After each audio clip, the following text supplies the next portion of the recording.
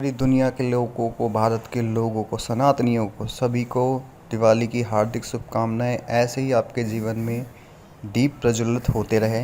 जय हिंद, जय भारत, जय श्री राम। हेलो और दोस्तों, आप सबका स्वागत है मेरी एक और नई रिएक्शन वीडियो में। ये वीडियो भाई सना अमजद का जो पाकिस्तान की पब्लिक के बीच में पहुंची पूछने की भाई इंडिया में सी 295 का प्लांट लग चुका है जो कि 2026 में एयरक्राफ्ट बनाएंगे। ये जो मिलिट्री एयरक्राफ्ट हैं, तो इस पे पाकिस्तान की आवाम क्या कहती है, चलते हैं देखते हैं पाकिस्तानियों की कि जलती है, भूनती है, समझदारी की बात करते हैं या बेवकूफ़ी वाली बात करते हैं। शुरू करते हैं बिना किसी देरी के, चलते हैं पाकिस्तान। लेकिन वीडियो शुरू करने से पहले वीडियो को लाइक कर ले, चैनल को सब्सक्राइब भी कर ले, बेल आइकन दबाना ना भूलें क्योंकि इससे मेरी बहुत हेल्प होती है। तो चलते हैं पाकिस्तान, शुरू करते हैं वीडियो और देता हूं मैं इस पे अपना ऑनेस्ट वाला रिएक्शन बिना किसी देरी के। हमारे हमसाए मुल्क भारत में एक बहुत बड़ी डेवलपमेंट देखने को मिली है। इंडिया के प्राइम मिनिस्टर नरेंद्र मोदी और स्पेन के प्राइम मिनिस्टर ने मिलकर आज टाटा एयरक्राफ्ट कॉम्प्लेक्स का इफ्तिताह कर दिया है। ये इंडिया का पहला निजी मिलिट्री एयरक्राफ्ट कॉम्प्लेक्स है। इंडिया के प्राइम मिनिस्टर नरेंद्र मोदी की जब गवर्नमेंट आई थी तो वो एक विजन लेकर आए थे, मेक इन इंडिया। आज मेक इन इंडिया ने इंडिया को तरक्की की बुलंदियों से हमकिनार करवा दिया है। आज हमारा हमसाया मुल्क भारत ना सिर्फ हर चीज़ अपने मुल्क में बना रहा है बल्कि पूरी दुनिया को एक्सपोर्ट भी कर रहा है। इसी टॉपिक पे आज हम बात करेंगे पाकिस्तान की आवाम से। तो आइए चलिए हमारे साथ। क्या नाम है आपका? अहमद। अहमद, क्या करते हैं आप? मैं स्टूडेंट हूँ टोटल क्वालिटी मैनेजमेंट का और बेसिकली मैं टेक्नोलॉजिस्ट हूँ बाय प्रोफेशन। ज़बरदस्त। आपको पता है कि इंडिया के प्राइम मिनिस्टर नरेंद्र मोदी और स्पेन के प्राइम मिनिस्टर ने मिलकर आज टाटा एयरक्राफ्ट कॉम्प्लेक्स का इफ्तिताह कर दिया है इंडिया गुजरात के अंदर, और ये इंडिया का पहला निजी मिलिट्री एयरक्राफ्ट कॉम्प्लेक्स होगा। क्या कहना चाहेंगे, कितनी बड़ी अचीवमेंट है। इंडिया ने प्लान किया है कि जो एयरक्राफ्ट है A to Z इंडिया के अंदर ही जो है वो बनेगा, इसके जो पार्ट्स हैं वो भी इंडिया के अंदर बनाए जाएंगे। मैं तो कहूँगा इंडिया लेट हो गया हमसे। हम अच्छा। तो ये चीज़ें पहले विद कोलेबोरेशन टू चाइना कर रहे हैं। हमने JF-17 वगैरह सारे जहाज़ जो हैं विद कोलेबोरेशन टू चाइना बनाए हैं। अच्छा। मैं तो कहूँगा कि इंडिया हमसे लेट है इस सिनेरियो में और we were well ahead of them. लेकिन इंडिया जो है वो उन्होंने कहा है कि हम इसके पार्ट्स भी खुद बनाएंगे। हम जो चाइना से एयरक्राफ्ट ले रहे हैं, हम यहाँ पे जो उसको असेंबल करते हैं, उसके पार्ट या कोई चीज़ जो है हम खुद नहीं बना रहे, लेकिन इंडिया ने कहा है कि वो ये खुद बनाएगा। उसका एक एक पार्ट इंडिया का बना हुआ होगा, मेड इन इंडिया होगा। देखिए, मेड इन इंडिया की जहाँ तक थॉट है ना, तो that is a good thing. मतलब हमें इस चीज़। अच्छा, ये प्रॉब्लम इनकी देखो बड़ी गंदी वाली है कि पढ़े लिखे जाहिल हैं, पढ़े लिखे जाहिल हैं। तुम्हारा JF-70 का तुम वहां पे बना रहे हो, तुम्हारे पायलट तक उसको उड़ाना नहीं जानते, वो ट्रेनिंग ले रहे हैं उसकी। किससे? चाइना से। अगर वो इसको बनाते ना तो वो ट्रेनिंग उसकी चीज की है, तुमको पता होता है हर चीज के बारे में, असेंबलिंग होती है।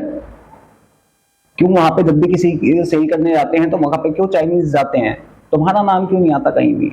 आज तक तुमने एक सुई तक बनाई है, बाइक का इंजन तो बना नहीं पाए तुम लोग, एयरक्राफ्ट बनाओगे? ये पढ़े लिखे जाहिल हैं। ऐसे तो इंडिया में पता नहीं कितने साल से बन रहे हैं, तुम्हें तो पता भी नहीं होगा। बेटा सारा मेड इन इंडिया चल रहा है ये, ओके?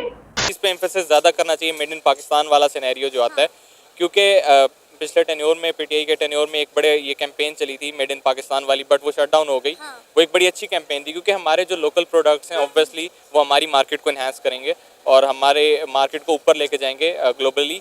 तो वो एक अच्छा कॉन्सेप्ट है, I can vouch for that. But जो जहाँ तक मेरा ख्याल है, जो मेरा एनालिसिस कहता है, वो यही कहता है कि हम इस टाइम जितनी कोलैबोरेशन में हैं चाइना के साथ, क्योंकि हम बहुत अरसे से हैं, बहुत ज़्यादा अरसे से हैं, तो आई गेस कि हमारे पास ऐसी क्वांटिटी और कैपेसिटी होगी कि हम अपने पार्ट्स भी खुद बना रहे हैं, उनको असेंबल भी खुद बना रहे हैं, उनको एंगेज भी खुद कर रहे हैं, जहाँ तक मेरा ओपिनियन सर अभी तो पाकिस्तान में कुछ नहीं बन रहा ना। पाकिस्तान में जो फैक्ट्रीज थी वो भी बंद हो गई, आधी से ज़्यादा जो है वो बांग्लादेश और इंडिया में शिफ्ट हो गई। अब आप देखें कि इंडिया के प्राइम मिनिस्टर नरेंद्र मोदी जब आज से 10-15 साल पहले आए थे तो उनका एक मोटिव था कि वो इंडिया में हर चीज़ बनाएंगे। अब देखें इंडिया में जितनी भी डिमांड है चीज़ों की, वो मेड इन इंडिया चीज़ों की डिमांड है, और मेड इन इंडिया ने मेरा ख्याल है इंडिया को बना दिया है। इंडिया अपने मुल्क में आप देखें सुई से लेके जहाज़ तक बना रहा है, लेकिन पाकिस्तान आज भी चाइना की सुई इस्तेमाल कर रहा है। देखें, ये बात आपकी ठीक है कि हम मेड इन पाकिस्तान यूटिलाइजेशन में पीछे रह गए हैं, जो कि एक बिल्कुल ठीक बात है। अगर हम उसमें ही आगे होते तो आज हम शायद दुनिया की टॉप इकोनॉमीज़ में जिस तरह जा रहे थे फॉरबीज वगैरह की रिपोर्ट्स के मुताबिक, तो आज हम वाकई होते। इसमें एक बड़ा फॉल्ट जो है वो political instability due to different reasons, जो हम सबको पता है क्यों है। और एक बड़ी वजह ये है कि कोई भी हुकूमत जब एक प्लान के साथ आती है वो सस्टेन नहीं कर पाती, उसको घर भेज दिया जाता है इन सिंपल वर्ड्स। तो और उनकी जो पॉलिसीज हैं, जब वो एम्फेसिस ही नहीं होती, जब वो इम्प्लीकेट ही नहीं होती, तो मज़ा नहीं आता। सर आप देखें ना कि इंडिया तुम्हारे पास अगर कोई ना फैक्ट्रीज प्लांट लग जाते, कितनी भी तुम्हारे पास अर्निंग होती, तब भी तुम भीखे मांगते हैं। पता क्यों? सबसे बड़ा रीजन, तुम दूसरे को बर्बाद करने की सोचते हो। तुम्हें पैसे से मतलब है, कैसे आ रहा है उससे मतलब नहीं है। तुमने जितना पैसा कश्मीर में फूका है, टेररिज्म में फूका है, आतंकवाद में फूका है, तुमने लोगों के दिमाग खराब करने में फूका है ना, उतने में तुम्हारी इकॉनमी बहुत अच्छी रहती है। लेकिन तुम लोगों ने क्या करा? तुम लोगों ने अपनी ही ख्याली पुलाव, कश्मीर बनेगा पाकिस्तान, और वही तुम्हारे वही है ना, फट्टे पे लगी कील पे बैठोगे तो चीखे मारोगे और फिर कहते हैं यार इंडिया ने तो हमारी ले रखी है। तो सबसे बड़ी प्रॉब्लम तुम्हारी है। दूसरी बात, तुम्हारा एजुकेशन लेवल क्या है? तुम्हें सिखाया क्या जाता है? हम अफजल कौम है, सबसे सुपीरियर हम हैं, पूरी दुनिया पे हमें कब्जा करना है। जब इस जहालत के हिसाब से चलोगे तो तुम्हें सक्सेस नहीं, लाती पड़नी है जगह जगह से, फिर चाहे वो मुस्लिम कंट्री हो, नॉन मुस्लिम कंट्री हो, कोई भी हो। इंडिया सिर्फ ये चीज़ें नहीं बना रहा, आप देखें कि आईफोन वो भी अब इंडिया के अंदर बन रहे हैं। इसके अलावा आप देखें कि जापानीज़ जो हैं वो अपनी गाड़ियां भी इंडिया को कह रहे हैं कि आप हमें गाड़ियां जो हैं वो बना कर दें।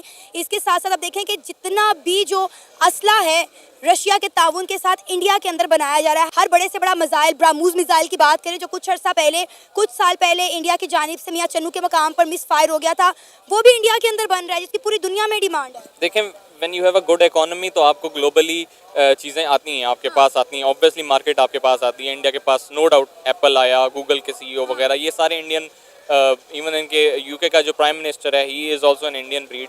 तो ये बात ठीक है कि जब आप एक बड़ी इकोनॉमी होते हैं, और मेरा ये ख्याल है कि इंडिया ने इस बारे में, I have to appreciate it, कि उन्होंने बड़ा सस्टेन किया अपनी इकोनॉमी को, अपने आप को बड़ा इम्प्रूव किया है। एंड वो चीज़ हम नहीं कर सके अनफॉर्चुनेटली। लेकिन ये है कि we can hope for the good. हम एक दफ़ा एक डायरेक्शन में, 2-3 दफ़ा हम इस मुल्क के बनने के बाद आए हैं डायरेक्शन में, एंड आई होप कि हमारे लोग, क्योंकि इंडिया के लोगों से बहुत ज़्यादा मेहनती हैं, बहुत ज़्यादा केपेबल हैं, हुनरमंद हैं, तो एक दफ़ा दोबारा डायरेक्शन की ज़रूरत है, एक अच्छे लीडर की ज़रूरत है, and we will be again on the track. Sir कहाँ है वो? एक चीज शायद पूरे इंडियंस को सबको पता नहीं होगी, बहुत कम लोगों को पता था कि अभी पीछे कुछ टाइम पहले ही, अभी शायद महीना 1.5-2 महीने पहले, इंडिया ने 1600 गाड़ियां जापान में एक्सपोर्ट करी थी। यहाँ से 1600-1700 समथिंग ऐसी है, 16 ज़्यादा ऐसी कुछ गाड़ियां एक्सपोर्ट यहाँ से हुई थी जापान को, जो कि हब माना जाता है ऑटोमोबाइल का, यहाँ से एक्सपोर्ट हुई थी। और पाकिस्तान कब 2-3 बार आया, पता है कब कब आया? जब तुम्हें भीखें मिली है, पैसा मिला है प्रॉक्सीज करने के लिए, अड्डे देने के लिए, कभी तालिबान को, कभी रशिया को बीट करने के लिए, तब तुम लोग स्टेबल हुए क्योंकि तुम्हें पैसा मिलता था। तुमने खुद कुछ नहीं बनाया, तुमने बनाया तो सिर्फ आतंकवादी, उनको पनाह दी, उनको बनाया, उनको सिखाया। और सिखाने वाले कौन? तुम्हारे टॉप लीडर्स, तुम्हारी आर्मी, ये लोगों ने सिखाया, तुम बनाया। और तुमने क्या बनाया? तुम्हारे मेहनती लोग पता है क्या करते हैं? मेहनत से भीख मांगते हैं। जरा ये देखिए, हमें पंजाब पुलिस और हुकूमत की कोई परवाह नहीं है। आप एक भिखारी को पकड़ेंगे, हर घर से भिखारी निकलेगा। पाकिस्तान इस मेहनत और टैलेंट के साथ बिल्कुल तुम मस्त हो। और तुम्हारा टैलेंट पता क्या है? दूसरी कंट्रीज में जाके उनकी बच्चियों के साथ, फिर वहां पे शरिया लॉ चाहिए तुम्हें, फिर तुम्हें हर चीज वहां पे गंद मचानी है, तुम्हें रोड पे नमाज पढ़नी है, दूसरे के खानों में थूकना है, उनकी छोटी छोटी बच्चों के साथ गलत काम करने हैं, ग्रूमिंग गैंग्स चलानी है, रेप करने हैं।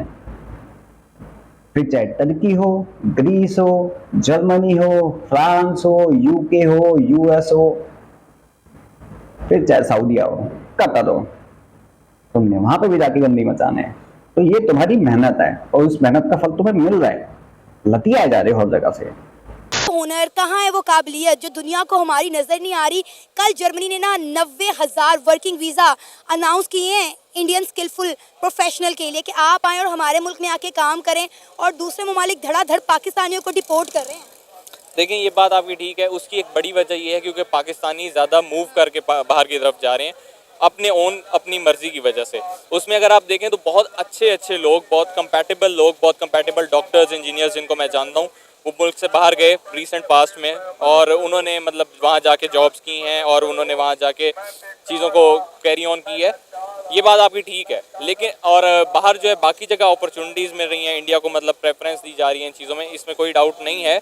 लेकिन हमारा लड़का हमारी लड़की हुनरमंद है तो स्टिल वो बाहर के ममालिक में सस्टेन कर रही है। मैं आपको एक चीज़ बताऊं कि आप अमेरिका में देख लें, आप सऊदी अरब में देख लें, आप किसी भी इवन मैं आपको एक रीसेंट की एग्जांपल देता हूँ। अभी रीसेंट कतर में वर्ल्ड कप हुआ तो हमारी सिक्योरिटी सर्विसेज वहाँ गई थी। कंपैटिबल लोग हैं तो गए हैं, तो कंपैटिबिलिटी तो है, दुनिया भी उसको मानती है, बट सपोर्ट आई गेस नहीं है, सपोर्ट सिस्टम नहीं है और चीज़ें जो हैं वो उस तरह से कैरी ऑन हो नहीं सक रही जिस तरह उनको होना चाहिए। हमारा एक इमेज नहीं है, फॉरेन पॉलिसीज़ अच्छी नहीं है मे बी, जिसकी वजह से हमारा ग्लोबली एक इमेज जो है वो ऐसा बना हुआ है कि हम लोग नहीं एक्सेप्टेबल हो रहे दुनिया में। उनकी जो तुम्हारे यहाँ से पता है जो जाते हैं ना स्किलफुल जो भी है तुम्हारे स्किलफुल, वहां पे जाके पता क्या करते हैं, वहां के जो वो बनते हैं जज तक के, वहां पे एक बच्ची के उसमें केस में फंसा था, उसके साथ मोलेस्टेशन करा था उसने, उसके ऊपर केस लगे थे, उसको जेल हुई थी।